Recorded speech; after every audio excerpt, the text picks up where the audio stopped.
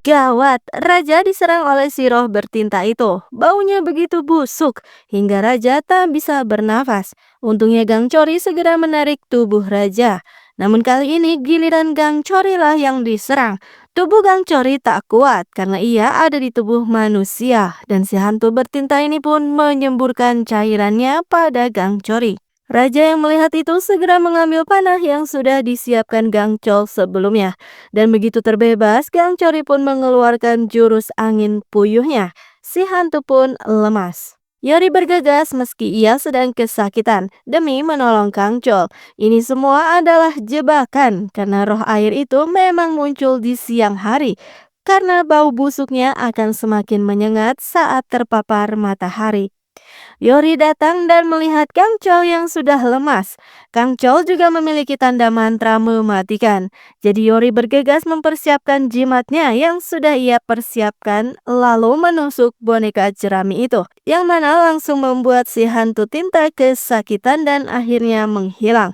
Dan mantra mematikan pun akhirnya musnah. Tapi Yori terus menguncangkan tubuhnya Kang Chol. Karena ia tak bergerak sedikit pun, Yori begitu panik. Namun untungnya tak lama Kang Chol sadar kembali. Yori merasa lega hingga tak sadar memeluk Kang Chol sangat erat. Bikin raja dan lainnya canggung saja. Yori lalu membuka boneka jemari itu lagi dan muncullah si hantu bertinta. Menginterogasi hantu jelek itu. Dan bertanya siapa yang sudah menyuruhnya. Tapi hantu itu tetap bungkam. Jadi dengan pendekatan serius, Yori mengatakan jika si hantu sudah salah sasaran. Karena yang patut disalahkan adalah orang yang sudah mengeluarkan tengkoraknya, alih-alih melakukan pemakaman yang layak. Jadi Yori berjanji akan mengabulkan apapun keinginan si hantu. Sedangkan raja dengan keadaan basah kuyup dan acak kadut, raja mendatangi ratu dan langsung memeluknya dengan sangat erat. Sedangkan si Aguji ngeh jika hantu tinta sudah kalah. Dukun mudanya ternyata bukan kaleng-kaleng. Lalu terkuaklah. Saat upacara terakhir nenek, si Aguji buta ini juga ada di sana. Sungguh sebuah fakta yang mengejutkan. Kini para menteri ketakutan karena banyaknya insiden di mana rekan-rekannya banyak yang tewas tiba-tiba. Jadi meminta jimat pada dukun buta. Sengaja banget dukun itu membuat jimat bertemakan babi, musuh utamanya ular. Dan ternyata keinginan dari si hantu ingin jenazahnya dibawakan ke putrinya. Yori pun akhirnya meminta izin. Raja tentu memberikan izin dan sengaja bersikap lebih baik dan lembut kepada Yori untuk memanas-manasi si naga gagal ini. Dan itu berhasil karena Gangchol jadi uring-uringan. Yori akhirnya berhasil memberikan tengkorak si hantu kepada anaknya.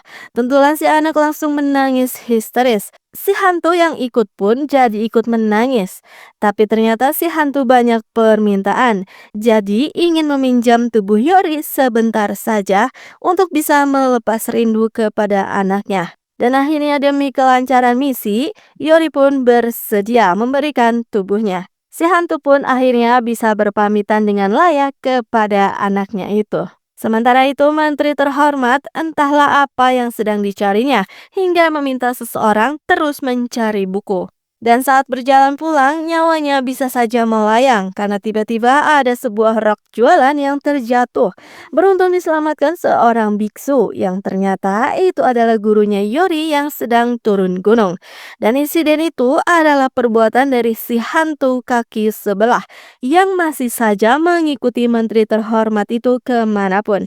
Jadi secara tersirat biksu mengatakan jika harus menunjukkan penyesalan lalu mengirim roh gentayangan itu ke akhirat agar si menteri terhormat itu bebas dari kemalangan yang terus-menerus. Dan si Aguji bisa tahu jika raja sudah mulai curiga. Jadi ia meminta anak buahnya untuk membakar semua buku-buku yang berkaitan. Setelah semuanya terkabulkan, si hantu akhirnya bersaksi jika ia telah dimanfaatkan oleh seorang pria buta yang bernama Aguji. Hanya itu saja yang ia tahu, karena selama ini ia juga dikurung. Lalu Gang Chol memaksa Yori untuk beristirahat dulu. Toh ia juga belum pulih dengan benar. Akhirnya hanya pengawal raja saja yang pulang lebih dulu.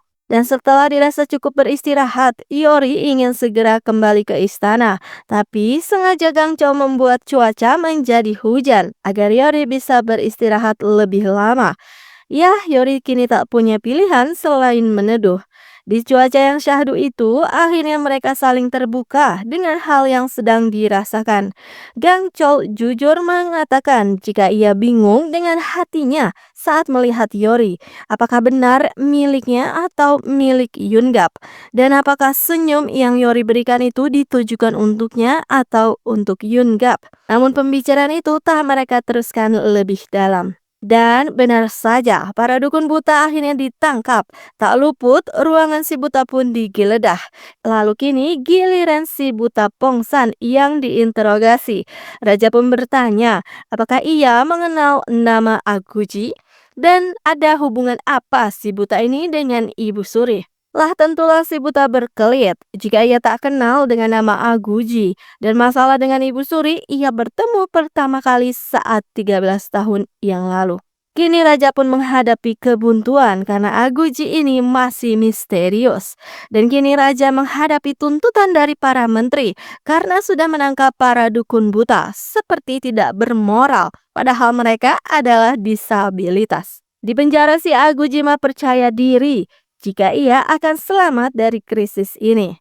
Sedangkan Kepala Kasim dengan takut dan malu menghadapi Gangchol.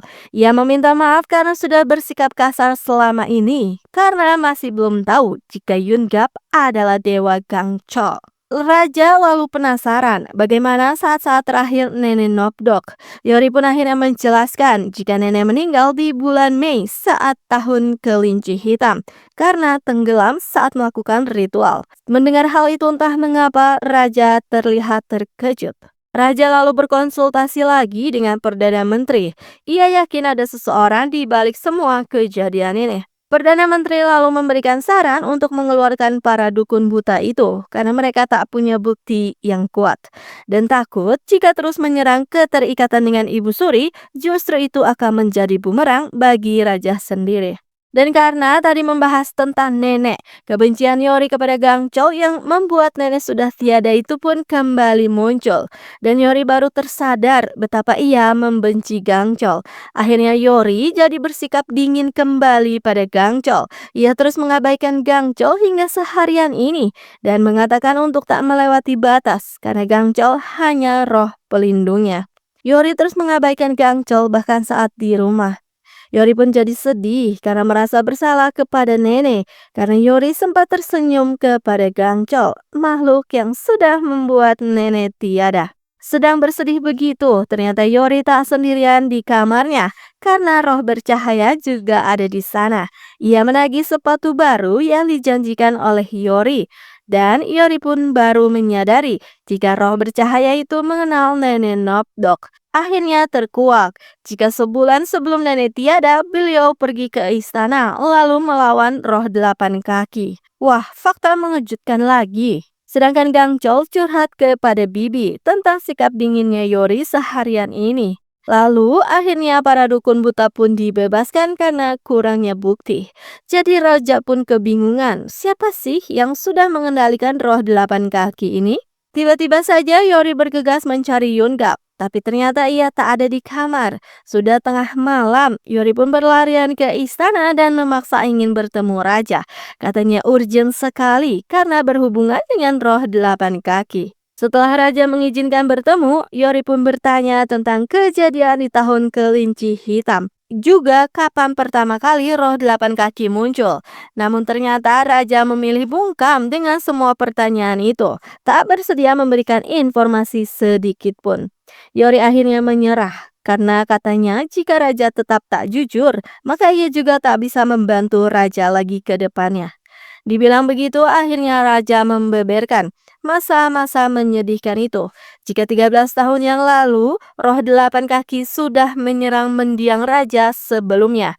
Dan sepertinya roh jahat itu jugalah yang sudah membunuh nenek Nopdok. Yori pun baru menyadari setelah sekian lama, ternyata bukanlah Gangchol yang sudah menewaskan nenek. Dan akhirnya terkuak siapa bos sesungguhnya dari si dukun buta, yaitu Perdana Menteri sendiri, orang yang sudah selama ini dipercaya oleh raja. Fakta yang sungguh sangat mengejutkan lagi. Perdana Menteri sudah muak dengan perdukunan si buta, jadi sengaja memadamkan api milik roh delapan kaki. Katanya ia tak peduli dengan roh jahat itu.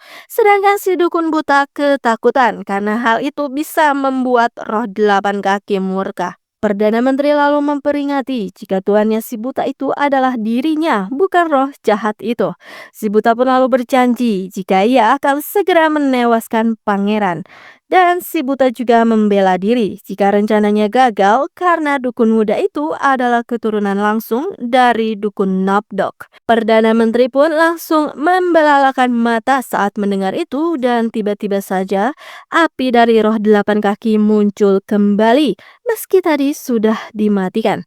Episode 8 pun berakhir di situ.